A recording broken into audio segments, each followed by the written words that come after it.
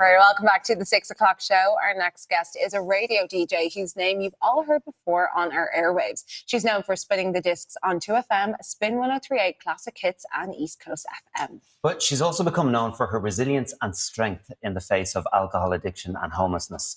Will you please welcome to the 6 o'clock show, DJ Nikki Hayes. Hi. Nikki, I have to say, I am just so happy, firstly, to see you, but also to see you looking so healthy. You seem to be in a really great place. And we're going to get into your story now in just a moment. But I only found out today that after all these years of knowing you, your real name is Eimear O'Keefe. Yeah, I know. It's come out recently. I've had to change my Instagram to I answered to both. Oh my God. Yeah. Where did Nikki Hayes come from? So we were on pirate radio. So obviously we were illegally broadcasting at the time. So we all had different names. And I was just Nikki. And then I went on to legal radio and I needed a surname. And I heard Colin Hayes on FM 104. I was like, Nikki Hayes. Yeah, that works. It works. So it became Nikki Hayes. Yeah. You started working on pirate radio at 15. So you started really young.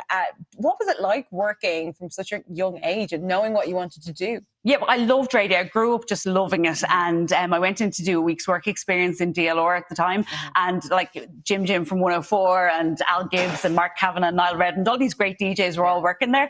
And I got to work alongside them. So I was just really excited. It was great. Yeah, I enjoyed it. Yeah, quite natural. You just took to it straight away. Yeah, completely. It was what I wanted from day one. Yeah. So, yeah. Now, recently, obviously, life took a turn for you over the past couple of years. And you've said that you were probably born an alcoholic. You had your first drink at age 11. Can you remember that first drink and what drew you to it? Yeah, absolutely. So I was at home and we used to have a drinks cabinet in the kitchen and I opened it and I had some of my mum's martini and I just remember that kind of warm feeling. So I was always really, really awkward as a child. So I was kind of the one with the frizzy hair and the freckles and never looked really great, a bit pudgy. So I felt this warm feeling and it kind of helped me relax. And I was like, oh, wow, this works. And yeah, just realized that it was something that would help me feel a little bit better. So did you tell anyone at that stage, when you were like a preteen and teenager, was it something like your parents were aware of or friends or family, or is it something you kept to yourself, like your own comfort? A bit of both. So like obviously I wouldn't have broadcast the fact that I loved it so much, but when I went to sleepovers in my friends' houses and stuff like that, like they might have one or two alco pops, but I'd be the one who would take their parents' spirits. So I was the one who would end up drunk and black out. So it was very obvious from very early on. And then I remember being in my late teens and my mum having to put me to bed at Christmas because it was like, you've had way too much. So, it was always there. Definitely. Yeah. Well, you definitely achieved a lot of success from a really young age. Did you find working in the industry that is radio and the lifestyle that goes with it, did it enable, some of these habits and the drinking? Yeah, like I've always said since I started talking about this, that it didn't cause it, but it definitely enabled it. Because like we used to go on press trips over to the UK and stuff like that, and it was free bars, free flights, free hotels. So literally it enabled me to do what I was doing and I could just say I was working.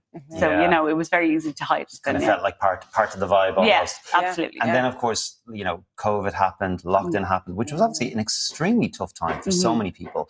But I think that's, for you, was when things got particularly bad, right? What happened then? So like obviously I was drinking quite heavily, my marriage had broken up at that stage, my drinking was really, really heavy. I no longer had to be accountable because I didn't have to show up to work. I was broadcasting from home. So like some days I'd be doing my radio show in my pajamas. I could have been drinking till early hours in the morning and then would be extremely hungover, if not still drunk doing my show. My daughter was living with her dad, so I had no accountability. So I completely went hell for leather. And 6 bottles of wine a day. Yeah. Literally, I would drink, pass out, drink, pass out, drink, pass out. Yeah. Do you remember when it got from bad to worse?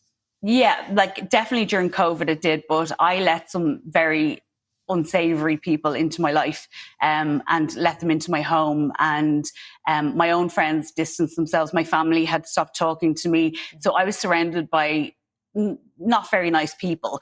And, things start going from bad to worse very quickly then. So I ended up losing my job. I lost my home. My family weren't talking to me. My friends weren't talking to me. And I was only left with these people who clearly... sleeping rough, right, as well? Well, that's how it ended up then, yeah. So then I ended up sleeping on the streets because I was due to stay with these people and it didn't work out. I had to leave in the middle of the night, ended up in the city centre, and I stayed there for 3 months. I used to sleep in Wolftown Square behind the Jervis Centre. And the reason that I went there is I felt it was safe because there was deliveries day and night, and there was always kind of somebody around there, you know. But one night I remember going into the alcove on Abbey Street at the side of Penny's, just because it was sheltered. It kind of went in, and I could get in there and get a bit of shelter. So yeah, I mean, it's just it's heartbreaking, obviously, to hear this story. But when you think about that, like sleeping in a certain spot because you know there's deliveries day and night, when you are sleeping on the streets, like what is going through your mind and your body, like when you're going through those days and nights in the city centre? You're just on survival mode all the time, high alert. Like I never properly slept. You're always like one eye open. You might, like, because I would have been drinking at the time, I probably passed out quite a lot. So you're in a very dangerous situation. But you just feel like I felt like a piece of dirt. I felt like I was lower than low, that, you know, nobody would even look at me. No one wanted to know me. And I felt at that stage that I deserved it. So I was like, I am exactly where I need to be. So, you know, it was a horrible feeling. Like I wasn't just, you know, at rock bottom. I was at the basement below rock bottom. It was really, really bad. Did your family know you were sleeping? No. So they didn't know because they weren't talking to me. I hadn't talked to any of my family or friends. So it was about 2 months into sleeping rough when my sister rang me from Florida, and I just told her everything. I don't know why, but I just broke down and told her everything. She immediately rang my sister Caroline, and the two of them sprung into action. They paid to put me up in hostels for a couple of weeks until I got into treatment. The stipulation was you are getting treatment. So I was on waiting lists for a couple of different rehabs. And then one day I used to go to soup kitchens to eat because I had no money. And I was standing outside the lighthouse and I saw a sign above the door that said Tiglin at the lighthouse. And I went, oh, I wonder, is that same place Caroline's that was on about? And I asked someone and they said, yeah, do you want an assessment? And I was like, yeah. So something dropped and I went in and got an assessment. So. And this is like, how long ago are we talking about this? This was November 23 when I went into treatment, and I'm only out of treatment since the 9th of April this year. It's incredible. It's not even that long ago. So it's still very recent. And I mean, we can hear the emotion in your voice when you're talking about it. Yeah, because the one thing I keep saying to people is, like, you're not just hurting yourself when you drink, you're hurting so many people around you. Like, I tore my family apart. My mother was in constant fear all the time that when she got a call at the door, it was someone saying I was dead. I have an 11-year-old daughter and I have let her down in the most unimaginable way. And I don't think I'll ever forgive myself. So... Well, you know what? I think forgiveness is important because you've come such a long way. We're so proud of you. Even sitting here having this conversation is incredible. I know you found yourself in legal trouble. You've moved past that now. You're back working on East Coast FM, doing what you love.